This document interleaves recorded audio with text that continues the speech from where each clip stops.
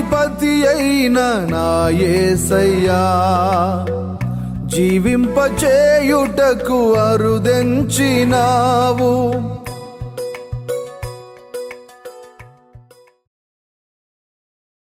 క్రీస్తునందు ప్రియమైన దైవ జనాంగమా, మీకందరికీ ఉదయకాలపు శుభములు తెలియచేస్తూ ఉన్నాను. ప్రతి ఉదయం ప్రభుతో సహవాసం అనే కార్యక్రమానికి మిమ్మును ప్రేమతో ఆహ్వానిస్తూ ఉన్నాను. ఈ దినం కొరకు మత్తయి సువార్త 6వ అధ్యాయము 24వ వచనంలో ఉన్న మాటను చూద్దాం. ఎవడును ఇద్దరు యజమానులకు దాసుడుగా ఉండనేరడు. అతడు ఒకనిని ద్వేషించి ఒకనిని ప్రేమించును, లేదా ఒకనికి లోబడి ఒకనిని తృణీకరించును. మీరు దేవునికిని సిరికిని దాసులై ఉండనేరరు. ఈ యొక్క మాటను యేసుక్రీస్తు ప్రభువుల వారు కొండ మీద ప్రసంగంలో మాట్లాడటం జరిగింది. ప్రపంచంలో చాలామంది ప్రసంగాలు ఉన్నాయి, చాలామంది మాటలు ఉన్నాయి. అత్యంత విలువైన మాటలు అని వారి మాటలను గురించి చెప్పుకుంటారు. కానీ యేసుక్రీస్తు ప్రభువుల వారు కొండ మీద చేసిన ఈ ప్రసంగం ప్రపంచంలో బైబిల్ స్కాలర్స్ని ప్రభావితం చేశాయి. అయితే ఈ మాటలో ఎవడునూ ఇద్దరు యజమానులకు దాసుడుగా ఉండనేరడు. అవును, ఏకకాలంలో ఇద్దరి దగ్గర కొలువు చేయాలి అంటే ఒక జీతగాడు, అది సాధ్యపడే పని కాదు. అది పని రూపకంగా చూసినప్పుడు మనకి అర్థమవుతుంది. ఏకకాలంలో ఒక వ్యక్తి 2 పనులు చేయలేడు అని. అందుకని అతడు ఒకనిని ద్వేషించి ఒకనిని ప్రేమించును. అవును, ఇరువురు ఒకే సమయంలో పని చెప్పారనుకోండి, వాళ్ళల్లో ఎవరినైతే ఎక్కువగా అభిలషించుతాడో వాళ్ళ మాట వినటానికి ప్రయత్నం చేస్తాడు, రెండో వ్యక్తిని ద్వేషిస్తాడు. ఆ తర్వాత ఒకనికి లోబడి ఒకరిని తృణీకరించడం. ఎవరి మీద అయితే ఇష్టం ఉంటుందో వాళ్ళకు లోబడతాడు, ఇష్టం లేని వాళ్ళని తృణీకరించడం జరుగుతుంది. ఈ మాట చెప్పిన తర్వాత ఒక మంచి మాటను చెప్పాడు. మీరు దేవునికిని సిరికిని దాసులై ఉండనేరరు. ఈరోజు మనం ఈ విషయాన్ని జాగ్రత్తగా గమనించాలి. చాలామంది జీవితాల్లో ప్రభావితం చేసేది దేవుడు. ఎందుకు? దేవుడు ఆశీర్వాదం ఇస్తే ఎవరు దొంగిలించలేరు. దేవుడు కనికరిస్తే ఎవ్వరూ కూడా అడ్డు రాలేరు. కనుక ఆ యొక్క దేవుడు గొప్పవాడు. దేవుడు మనిషి జీవితానికి ప్రధాన కారణము. మనిషిని జీవింపజేసేది ఆయనే, ఆశీర్వదించేది ఆయనే. మనిషిని ప్రతిదీ కూడా ఆయన చేతుల్లో నుండి మనము సహాయాన్ని తీసుకుంటాం. అయితే ఇక్కడ ఈరోజు ధనమా దైవమా? చాలామంది దేవుణ్ణి విడిచిపెట్టి ఆ యొక్క సాతాను వైపు వెళ్ళిపోతూ ఉన్నారు. ఇక్కడ సాతాను అంటే ధనము. ఎందుకు అంటే యేసయ్య మాట్లాడుతూ మీరు దేవునికిని సిరికిని దాసులై ఉండనేరరు. సిరిని ప్రేమించే వ్యక్తి బైబిల్ చదవటానికి అవకాశం ఇవ్వడం.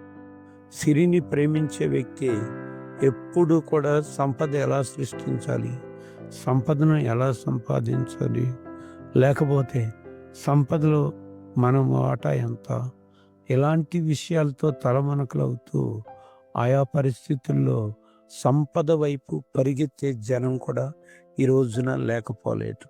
అయితే మనము దేవునికి దాసులుగా ఉండటం అనేది ఆ యొక్క దేవుని ఎదుట ఉన్నతమైన స్థానం. చాలామంది దేవునికి దాసులుగా లేరు. వారి భార్యలకు దాసులుగా ఉన్నారు, వారి పిల్లలకు దాసులుగా ఉన్నారు, లేక అనేక రకాలుగా ఆ యొక్క అవసరాలు తీర్చుకోవడానికి మరలా ఓ చోట ఎక్కడో దాసులుగా కనబడుతూ ఉంటున్నారు. కానీ దేవుని దగ్గర దాసులుగా ఉండలేకపోతూ ఉన్నారు.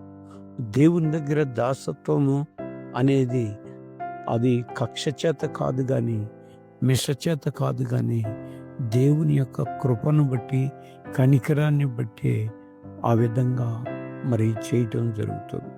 కనుక దేవునికి దాసులుగా ఉండటం నేర్చుకోవాలి మనం.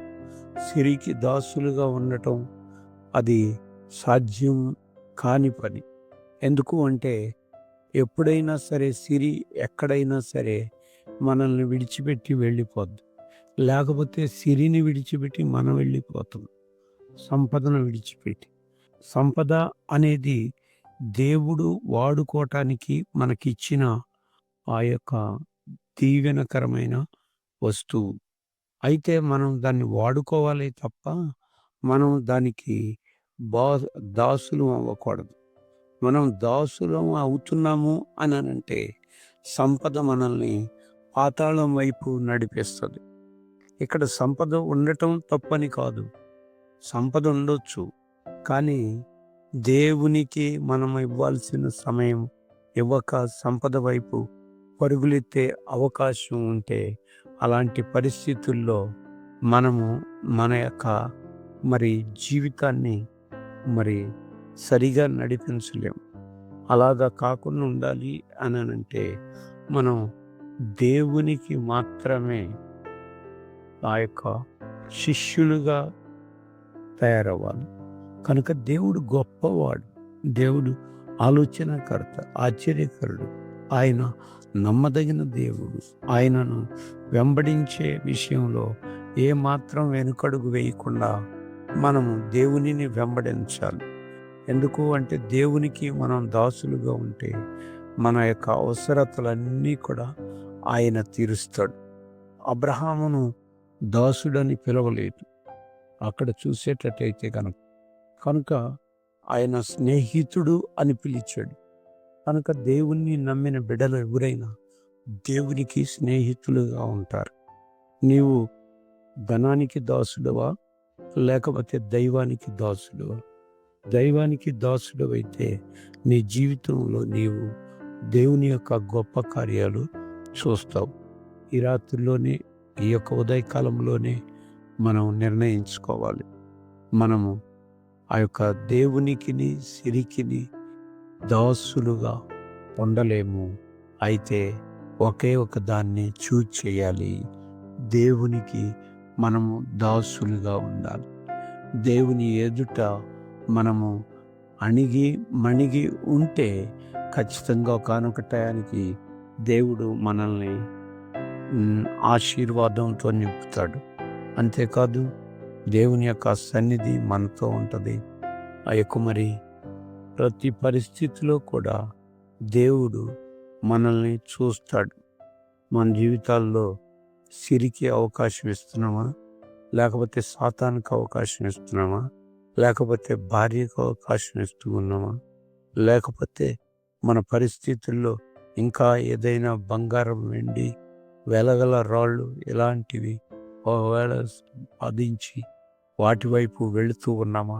అలాగ వెళ్లకుండా ఉండాలి అని దేవుని వైపు మాత్రమే స్థిరపడి దేవునికి దాసుడిగా ఉండాలని కోరుతూ నా మాటలు ముగిస్తూ ఉన్నాను. దేవుడు ఈ వాక్యమును దీవించును గాక. ఈ దినమంతా దేవుని కృపా సమాధానాలు తోడయుండి నడిపించును గాక. ఆమేన్, ఆమేన్.